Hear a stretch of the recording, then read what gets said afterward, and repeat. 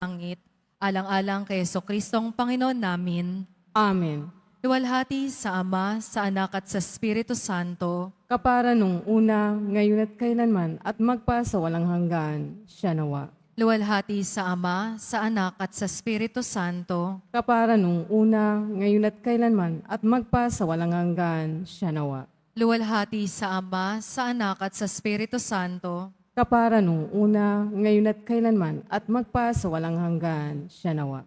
sa ngalan ng Ama, ng Anak at ng Espiritu Santo. Amen. Magsitayo po ang lahat.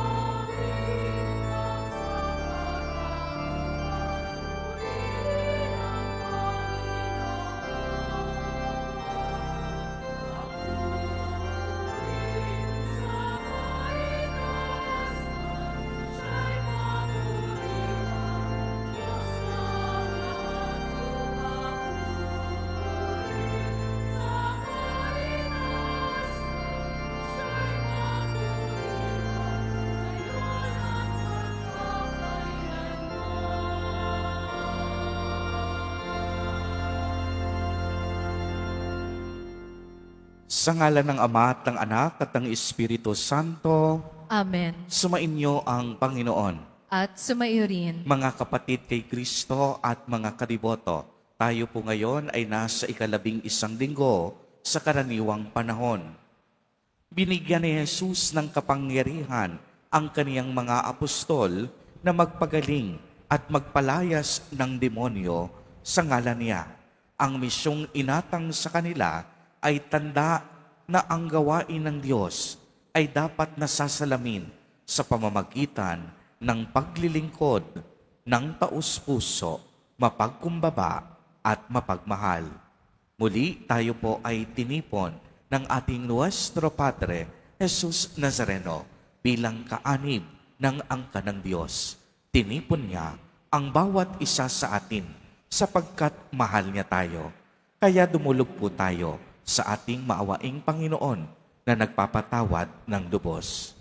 Inaamin ko sa makapangyarihang Diyos At sa inyo, mga kapatid, naluba akong nagkasala sa isip, sa salita, sa gawa, at sa aking pagkukulang.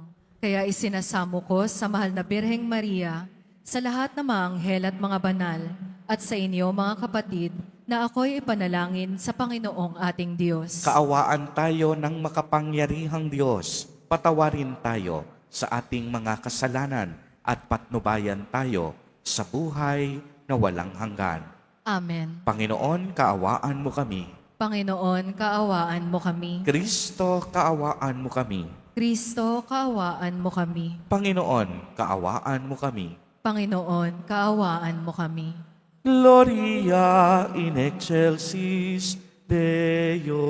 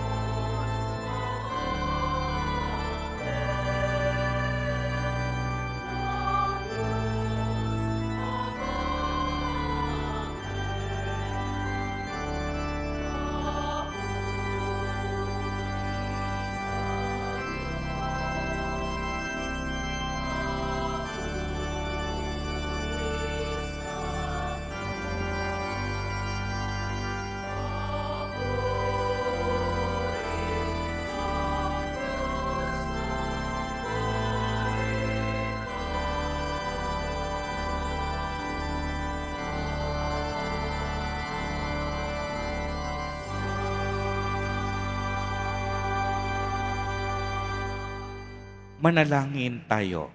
Ama naming makapangyarihan, lakas ka ng mga walang inaasahan kung hindi ikaw.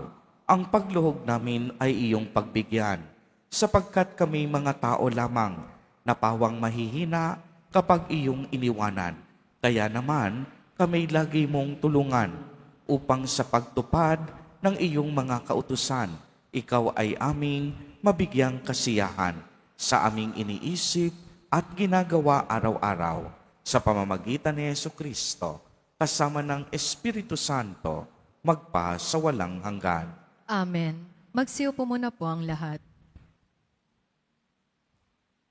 Pagbasa mula sa aklat ng Exodo. Nung mga araw na yon, mula sa Rephidim, nagpatuloy ang mga anak na Israel sa ilang ng Sinai at nagkampo sa tapat ng bundok. Si Moises naman ay umakyat ng bundok upang makipag-usap sa Diyos. Sinabi sa kanya ng Panginoon, "Ito ang sabihin mo sa buong angkan ni Jacob, sa buong Israel. Nakita ninyo ang ginawa ko sa mga Ehipsyo at tulad ng pangangalaga ng isang agila sa kanyang mga inakay. Kayo'y aking kinupkop. Kung susundin niyo ako at hindi kayo sisira sa pakipagtipan ko sa inyo, kayo ang magiging bayan kong hinirang. Ang buong daigdig ay akin, ngunit kayo'y aking itatangi. Kayo'y gagawin kong bayan ng mga saserdote na maglilingkod sa akin, nakatalaga sa akin." Ang salita ng Diyos. Salamat sa Diyos. Lahat tayo'y kanyang bayan, kabilang sa kanyang kawan. Lahat tayo'y kanyang bayan, kabilang sa kanyang kawan. Umawit sa kagalakan ang lahat ng mga bansa. Panginooy papurihan, paglingkuran, siyang kusa. Lumapit sa harap niya at umawit na may tuwa. Lahat tayo'y kanyang bayan, kabilang sa kanyang kawan. Ang Panginooy ating Diyos, ito'y dapat na malaman. Tayo kanya-kanyang lahat, tayong lahat na nilalang. Lahat tayo'y bayan niya, kabilang sa kanyang kawan. Lahat tayo'y kanyang bayan, kabilang sa kanyang kawan. Mabuti ang Panginoon, pag-ibig niya'y walang hanggan. Siya'y Diyos na mabutit, laging tapat, kailanman. Lahat tayo'y kanyang bayan, kabilang sa kanyang kawan.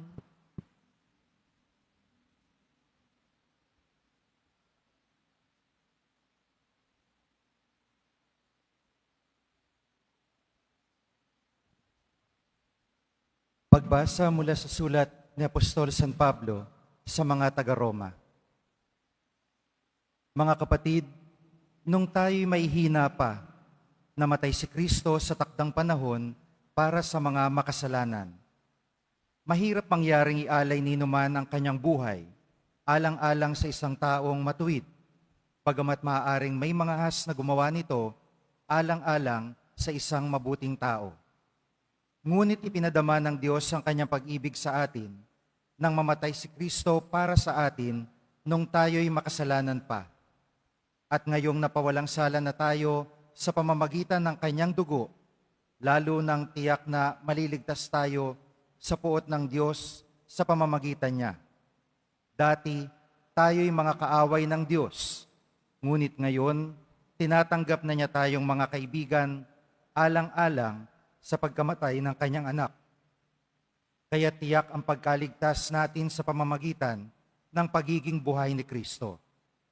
Hindi lamang ito, nagagalak tayo at nagpupuri sa Diyos sa pamamagitan ng ating Panginoong Jesucristo, sapagkat dahil sa Kanya ay tinanggap tayo ng Diyos na mga kaibigan niya.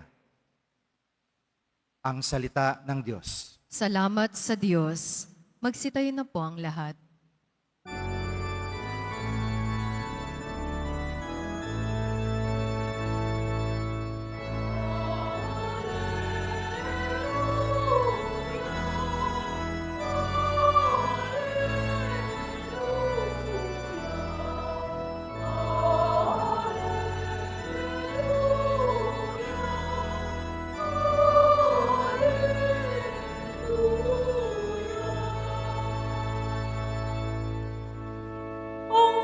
ay maghahari na. Talikdan mo, tanang salang, manalig sa balita niya.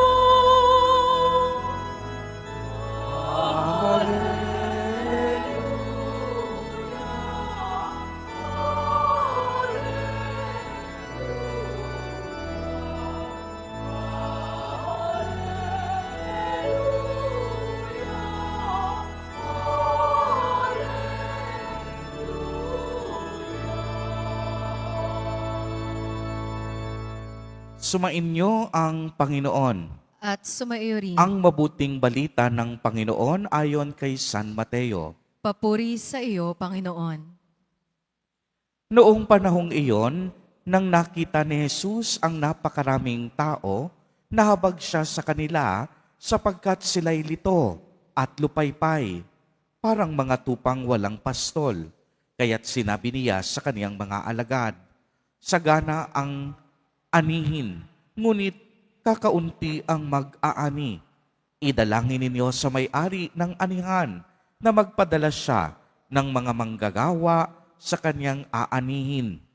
Tinipon ni Jesus ang 12 alagad at binigyan ng kapangyarihang magpalayas ng masasamang espiritu at magpagaling ng mga may karamdaman. Ito ang pangalan ng 12 apostol, si Simon na tinatawag na Pedro at si Andres na kaniyang kapatid, sina Santiago at Juan na mga anak ni Zebedeo, sina Felipe at Bartolome, si Tomas at si Mateo na publikano, si Santiago na anak ni Alfeo at si Tadeo, si Simong Makabayan at si Judas Iscariote, ang nagkanulo kay Jesus. Ang 12 ito'y sinugo ni Jesus at kanyang pinagbilinan. Huwag kayong pumunta sa lugar ng mga hintil, ni sa alinmang bayan ng mga Samaritano. Sa halip ay hanapin ninyo ang mga nawawalang tupa ng sambayanan ng Israel. Humayo kayo at ipangaral ninyo na malapit ng maghari ang Diyos. Pagalingin ninyo ang mga may sakit at buhayin ang mga patay. Pagalingin ninyo ang mga ketongin at palayasin ang mga demonyo. Iyamang tumanggap kayo ng walang bayad, magbigay naman kayo ng walang bayad. Ang mabuting balita ng Panginoon. Pinupuri ka namin, Panginoong Heso Kristo. Magsiupo muna po ang lahat. Magandang umaga po sa inyong lahat, mga kapatid kay Kristo. Sa lahat po ng ating mga taga-subaybay sa iba't ibang online platforms at sa lahat ng ating mga kadiboto sa iba't ibang panig ng Pilipinas at maging sa buong mundo kung saan tayo ay naaabot ngayon ng ating live streaming. Mapayapang umaga din po sa inyong lahat. Purihin at dakilain natin ang ating Panginoon, ang mahal na poong Jesus Nazareno. Mga kapatid kay Kristo at mga kadiboto, malugod po namin kayong tinatanggap sa Basilica Minor at Pambansang Dambana ni Jesus Nazareno. Narinig po natin sa ating ebanghelyo na tinawag ni Jesus Nazareno ang kaniyang 12 apostol at binigyan sila ng kapangyarihan upang palayasin ang mga masasamang espiritu at pagalingin ang mga may sakit at karamdaman. Kung inyo pong mapapansin, simple lamang ang pinagmulan ng mga apostol. Hindi sila mga hari, hindi mga prinsipe, o hindi mayayaman sa lipunan. Masasabi nating sila ay mga ordinaryong tao. Bagamat simple ang kanilang pinagmulan, pinili at tinawag sila ni Jesus Nazareno. Ibig sabihin, hindi sa kanila nagmula ang kusang paglilingkod. Ang pagpili ay mula sa Diyos. Ang pagtawag mula kay Kristo. at ang pagsang-ayon o pagtugon ay mula sa tao. Kung inyong mapapansin sa ating ebanghelyo, wala naman sa mga apostol ang nag-volunteer o nagpresenta ng kanilang sarili upang makasama sa misyon at gawain ni Jesus Nazareno. Hindi rin sila pinilit ng Panginoon. Kaya nga, sinasabi natin, ang pakikiisa sa misyon ni Jesus Nazareno ay daan at paanyaya tungo sa kabanalan. Ang mga apostol, inanyayahan ni Jesus Nazareno upang sila ay mahubog sa pamamagitan ng pakikinig, pag-aaral at lubusang pagsunod sa kautusan ng kanilang guro. Dito, mapapansin din natin na ang misyon ay galing sa Diyos. Sa Kanya nagmumula ang mga gawaing pangkaligtasan at hindi sa tao. Tayo ay tinatawag na nakikibahagi lamang sa gawaing pangkaligtasan ng Diyos. Ang misyon po ay bumubukal at umaagos sa puso ng Diyos. Noong likhain ng Diyos ang sanlibutan, wala pang mga tao. Taglay na niya ang pagiging misyonerong Diyos. Hindi pa tayo nagmimisyon. Ang Diyos nagmimisyon na. Kaya dalawang mahahalagang salita para sa ating pagninilay sa araw na ito. Una, pagtugon. Kaya po tayo nandirito sa mga oras na ito dahil tayong lahat inanyayahan ng Panginoon. Tayo ay pinili ng Diyos dahil mahal niya tayo. At ang pagpunta natin dito sa sandaling ito, sa mga oras na ito, ay ating pagtugon lamang sa paanyaya ng Diyos. Ang debosyon ay isang paraan ng pagtugon. Lahat tayo tinatawag. Lahat tayo inanyayahan. Subalit, hindi lahat ng tao tumugon ng buong puso. Kaya mapapalad tayo dahil tayo ay tumutugon sa mapagmahal na paanyaya ng Diyos. At alam natin na mapapalad ang ibig sabihin pinagpala.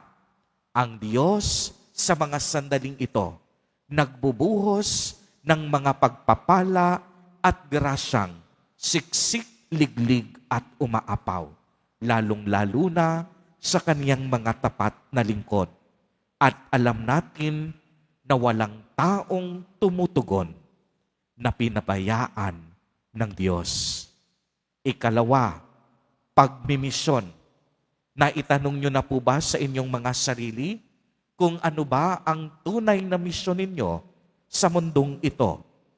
Tayong lahat, hindi lang basta tinawag, hindi lang basta tumugon, binigyan pa tayo ng kapangyarihan ng Diyos upang magmisyon, upang ipamalita sa buong mundo ang kabutihan at kagandahang loob ng Panginoon, ang mabuting balita ng kaligtasan at ang panawagan ng pagbabalik loob. Yan ay bahagi sa ating mga tungkulin at gampanin. Minsan maitatanong mo sa iyong sarili, Father, paano po ako magmimisyon? Tindera lang po ako. Father, isang labandera lang ako. Isang construction worker. Mangingisda o magsasaka.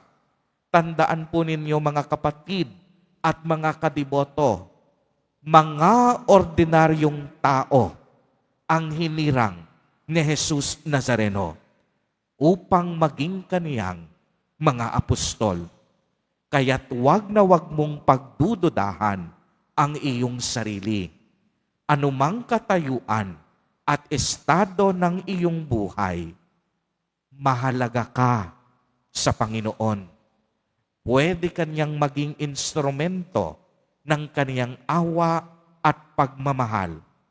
Basta ang mahalaga, tutugon ka, ibibigay mo ang iyong sarili, at maglalaan ka ng oras at panahon upang makinig at upang magmisyon. Amen. Amen. Purihin at dakilain natin ang ating Panginoon, ang mahal na poong Jesus Nazareno. Tumayo po ang lahat at ating ipahayag ang ating pananampalataya. Sumasampalataya ako Sa Diyos amang makapangyarihan sa lahat na may gawa ng langit at lupa. Sumasampalataya ako kay Jesucristo, iisang anak ng Diyos, Panginoon nating lahat. Nagkatawang tao siya lalang ng Espiritu Santo. Ipinanganak ni Santa Mariang Birhen. Pinagpakasakit ni Poncio Pilato. Ipinako sa krus, namatay, inilibing. Nanaog sa kinaroroonan ng mga yumao. Nang may ikatlong araw, nabuhay na mag-uli. Umakyat sa langit, naluluklok sa kanan ng Diyos amang makapangyarihan sa lahat. Doon magmumula, paririto at hukom sa nangabubuhay at nangamatay na tao. Sumasampalataya naman ako sa Diyos Espiritu Santo, sa banal na simbahang katolika, sa kasamahan ng mga banal, sa kapatawaran ng mga kasalanan, sa pagkabuhay na muli na nangamatay na tao, at sa buhay na walang hanggan. Amen.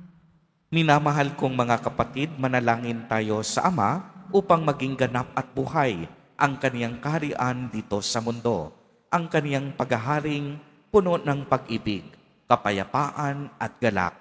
Sa bawat panalangin ang itutugon, Panginoon, dinggin mo ang aming panalangin. Panginoon, dinggin mo ang aming panalangin. Patuloy nawang maging tagapagpahayag at saksi ang simbahan sa mabuting balitang hatid ni Kristo na siyang bukal ng pag-ibig at pagkakaisa. Manalangin tayo. Panginoon, dinggin mo ang aming panalangin. Huwag nawang panghinaan ng loob ang mga pinuno ng simbahan at bansa kung ang kanilang mga adhikain ay malayo pa sa kaganapan.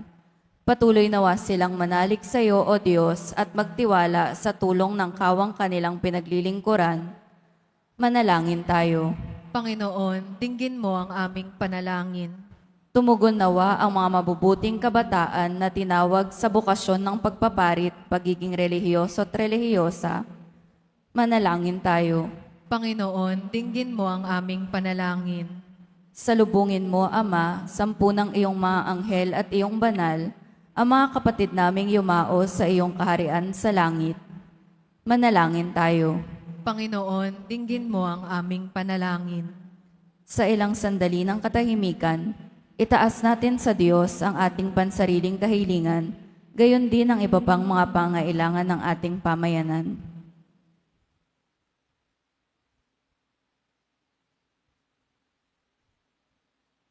Manalangin tayo. Panginoon, dinggin mo ang aming panalangin. Isama po natin sa ating mga panalangin ang mga kapatid at kadiboto natin na nagdiriwang ng kanilang kaarawan sa araw na ito, ang mga mag-asawang nagdiriwang ng anibersaryo ng kanilang mga kasal, ang mga kamag-anak at kaibigan natin na may sakit at may malubhang karamdaman, gayon din ang mga pamilyang nagugutom at walang makain, naway ingatan, patnubayan at basbasan silang lagi ni Jesus Nazareno. Manalangin tayo. Panginoon, dinggin mo ang aming panalangin. Diyos naming Ama, dinggin mo ang aming mga pagsusumamo upang patuloy naming mapaglingkuran ang bawat isa ng taus-puso, may pagpapakumbaba at dalisay na pagmamahal tulad ng anak mong si Jesucristo, kasama ng Espiritu Santo, magpa sa walang hanggan. Amen. Magsiupo muna po ang lahat.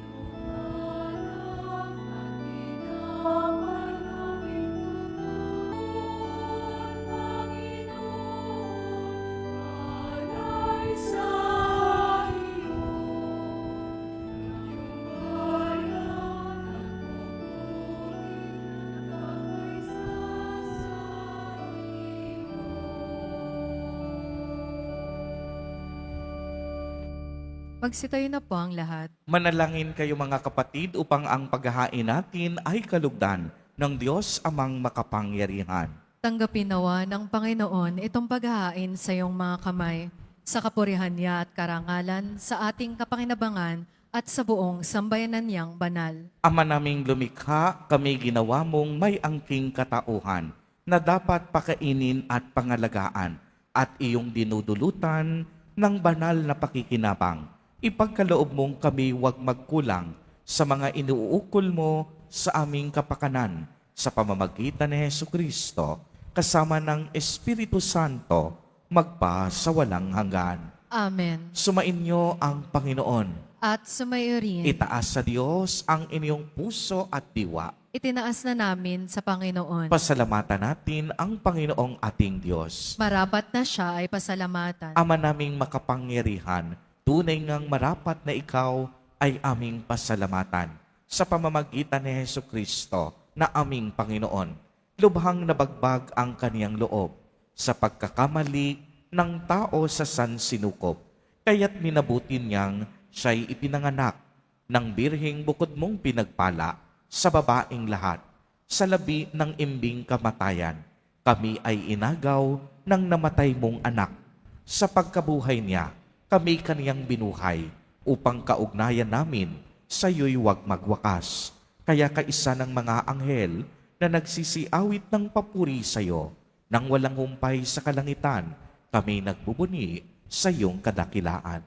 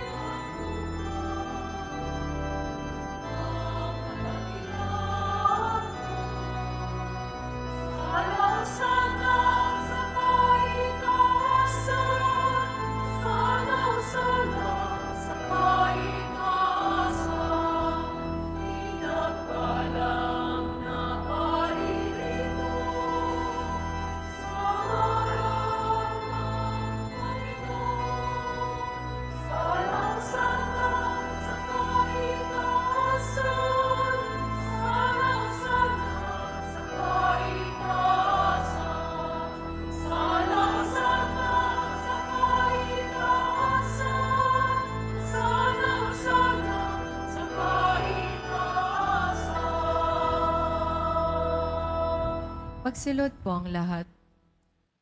Ama naming banal, ikaw ang bukal ng tanang kabanalan.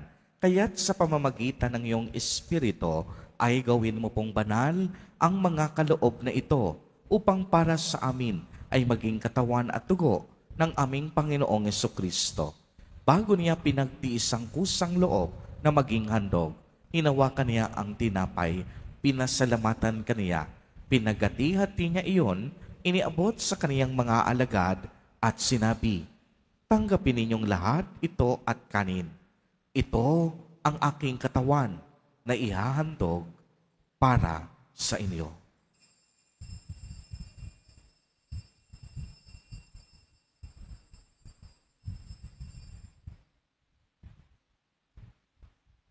Gayon din naman noong matapos ang hapunan, hinawakan niya ang kalis. Muli kaniyang pinasalamatan. Iniabot niya ang kalis sa kaniyang mga alagad at sinabi, "Tanggapin ninyong lahat ito at inumin. Ito ang kalis ng aking dugo, ng bago at walang hanggang tipan, ang aking dugo na ibubuhos para sa inyo at para sa lahat sa ikapagpapatawad ng mga kasalanan.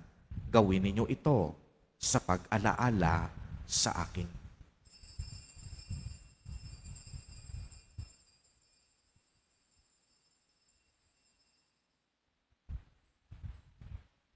Magsitayo na po ang lahat. Ang misteryo ng pananampalataya. Si Kristo'y namatay, si Kristo'y nabuhay, si Kristo'y babalik sa wakas ng panahon. Ama, ginagawa po namin ngayon ang pag-alaala sa pagkamatay at muling pagkabuhay ng iyong anak. Kaya't iniaalay namin sa iyo ang tinapay na nagbibigay buhay at ang kalis na nagkakaloob ng kaligtasan. kami po'y nagpapasalamat dahil kami iyong minarapat na tumayo sa harap mo para maglingkod sa iyo. Isinasamo namin na kaming magsasalo-salo sa katawan at dugo ni Kristo ay mabuklod sa pagkakaisa sa pamamagitan ng Espiritu Santo. Ama, lingapin mo ang iyong simbahang laganap sa buong daigdig. Puspusin mo kami sa pag-ibig kay isa ni Leon na aming Papa at ni Jose na aming Obispo at ng Tanang Kaparian. Alalahanin mo rin ang mga kapatid naming nahimlay nang may pag-asang sila'y muling mabubuhay. Gayon din ang lahat ng mga pumanaw. Kaawaan mo po sila at patuloyin sa iyong kaliwanagan. Kaawaan mo at pagindapatin kaming lahat na makasalo sa iyong buhay na walang wakas. Kaisa ng mahal na Birheng Maria na ina ng Diyos, ng kabiyak ng puso niyang si San Jose, kaisa ng mga apostol at ng lahat ng mga banal na namuhay dito sa daigdig ng kalugod-lugod sa iyo, maipagdiwang nawa namin ang pagpupuri sa ikararangal mo sa pamamagitan ng iyong anak na aming Panginoong Hesukristo. Sa pamamagitan ni Kristo, kasama niya at sa Kanya, ang lahat ng parangal at papuri ay sa iyo, Diyos amang makapangyarihan, kasama ng Espiritu Santo, magpa sa walang hanggan.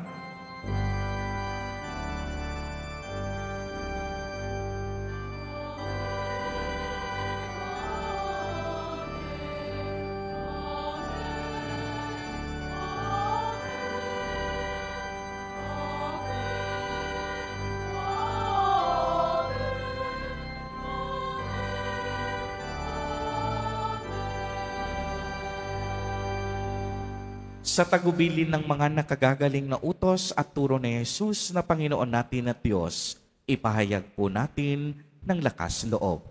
Ama namin, sumasalangit ka. Sambahin ang ngalan mo, mapasa amin ang kaharian mo. Sundin ang loob mo dito sa lupa para nang sa langit.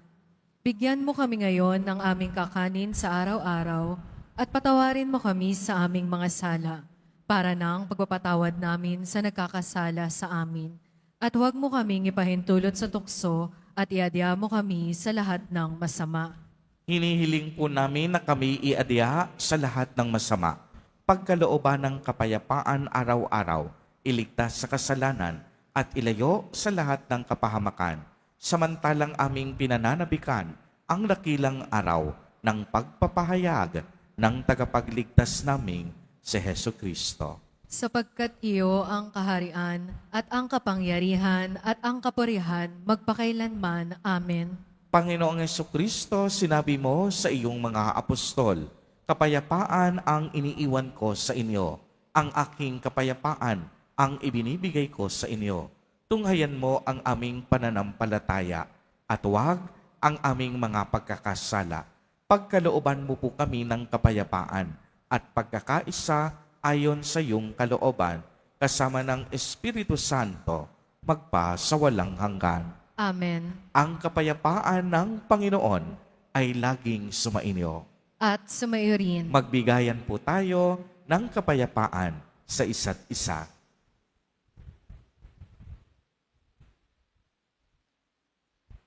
Kordero ng Diyos na nag-aalis ng mga kasalanan ng sanlibutan, maawa ka sa amin. Kordero ng Diyos na nag-aalis ng mga kasalanan ng sanlibutan, maawa ka sa amin. Kordero ng Diyos na nag-aalis ng mga kasalanan ng sanlibutan, ipagkaloob mo sa amin ang kapayapaan.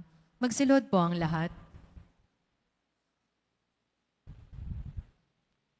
Ito ang kordero ng Diyos. Ito ang nag-aalis ng mga kasalanan ng sanlibutan.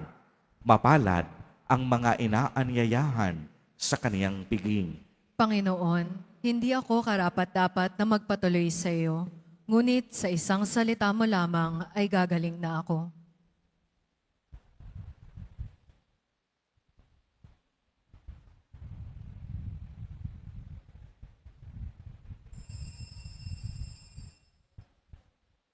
Para po sa lahat ng tatanggap ng banal na komunyon, Sasagot po tayo ng amen pagkasabi ng pari o ng lay minister ng katawan ni Kristo. At isubo po ito agad sa bibig bago umalis sa harapan ng pari o lay minister. Sumunod po tayo. Maraming salamat po.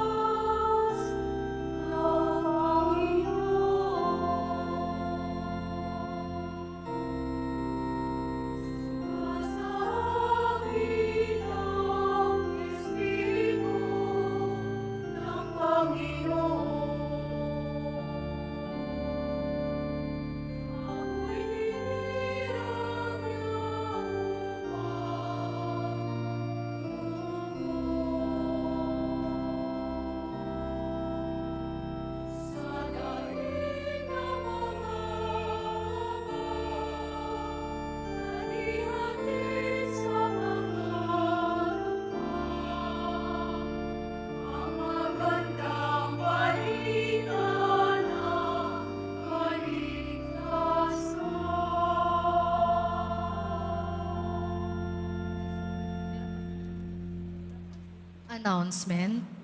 Sa ating pag-aalay ng mga panalangin at sakripisyo para sa mga naging biktima at nasira ng lindol sa Sarangani, magkakaroon po tayo ng second collection na ipantutulong natin sa mga naging biktima at pinsala ng nasabing lindol. Tumulong po tayo. Maraming salamat po.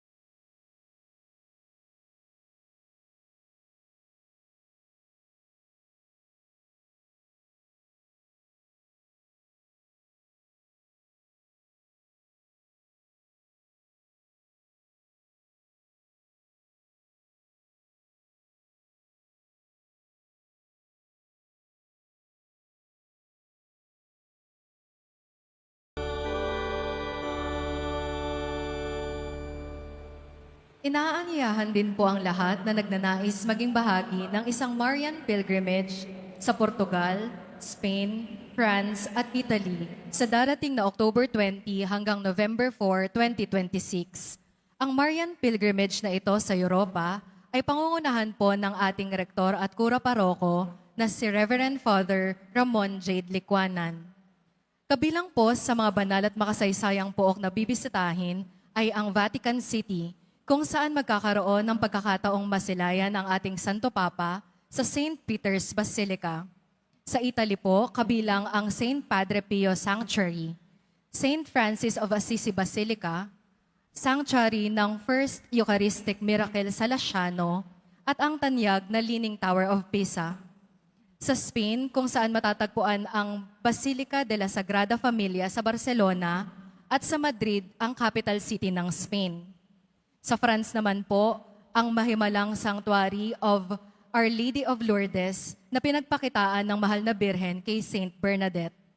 At sa Portugal, ang Shrine of Our Lady of Fatima na kung saan nagpakita ang mahal na ina, at sa Lisbon, ang capital city ng Portugal. Para po sa iba pang detalye at reservation, maaari pong makipag-ugnayan sa Travel Specialist Ventures sa numerong 0954-264-2997 o 0961-765-8995 mula Lunes hanggang Biyernes. Maraming salamat po. Inaanyayahan din po ang lahat sa ating pagsisimula ng ating Misa Nobenaryo para sa paghahanda sa dakilang kapistahan ng pagsilang ni San Juan Bautista. Ito po ay magsisimula sa June 15 hanggang June 23 sa ganap na alas 12:15 ng tanghali. Ang simula naman po ng pagdarasal ng nobina ay sa ganap na 11:30 ng umaga. Sa June 24, Miyerkules, ang dakilang kapistahan ng pagsilang ni San Juan Bautista, ang oras ng ating mga misa sa araw na iyon ay katulad ng sa linggo. At ang ating Fiesta Mass ay sa ganap na alas 12:15 ng tanghali, na pamumunuan ng kanyang kabunian, Jose Cardinal Advincula, Arsobispo ng Maynila. Ipinagbibigay alam din po sa lahat, lalo na sa mga ministry at organization, HDN, mga samahan o grupo ng ating simbahan, na ang ating karakol at prosesyon ay gaganapin pagkatapos ng 3 p.m. Mass na iikot sa paligid ng ating simbahan. Ang lahat po ay inaanyayahan sa mga gawaing ito sa ating kapistahan. Pinaalalahanan naman po ang lahat na nagsisimba na pagkatapos ng misa, ang pagpabasbas po ng banal na tubig ay magaganap sa labas ng ating simbahan. Pinakikiusapan po ang lahat na ang tanging labasan o exit ay sa Quezon Boulevard at sa Plaza San Juan lamang. Iwasan po natin ang magtulakan. Sumunod po tayo at maraming salamat po sa inyong pagdalaw at pagsisimba sa Basilica Minor at Pambansang Dambana ni Jesus Nazareno. Magsitayo na po ang lahat. Manalangin tayo. Ama naming mapagmahal, ang pinagsaluhan naming banal na pakikinabang na nagpahiwatig ng iyong pakikiisa sa tanang naritong nakikipagdiwang ay magdulot nawa ng pagkakaisa sa iyong sambayanan sa pamamagitan ni Jesucristo kasama ng Espiritu Santo magpa sa walang hanggan. Amen. Sumainyo ang Panginoon. At sumaiyo rin. Mahal na poong Jesus Nazareno, inihayag mo sa pamamagitan ng krus ang walang maliw na pag-ibig ng Diyos sa sangkatauhan. Pakinggan mo ang kahilingan, lalo na para sa mga nangangailangan ng iyong tulong at awa. Makamtanawa namin ang iyong kasagutan na may utang na loob na tinatanaw. Basbasan din po ninyo itong mga imahen, panyo at dasalan upang lalo kaming manalangin at magtiwala. Sa pamamagitan ng bendisyon na ito, naway lalo kaming maging mapaglingkod, masunurin at tapat sa iyo na aming maluwalhating Panginoon, magpa sa walang hanggan. Amen. At pagpalain po kayong lahat at ng inyong buong pamilya ng makapangyarihang Diyos, Ama, Anak, at Espiritu Santo. Amen. Humayo kayong taglay ang pag-ibig at kapayapaan ng poong Jesus Nazareno. Salamat sa Diyos.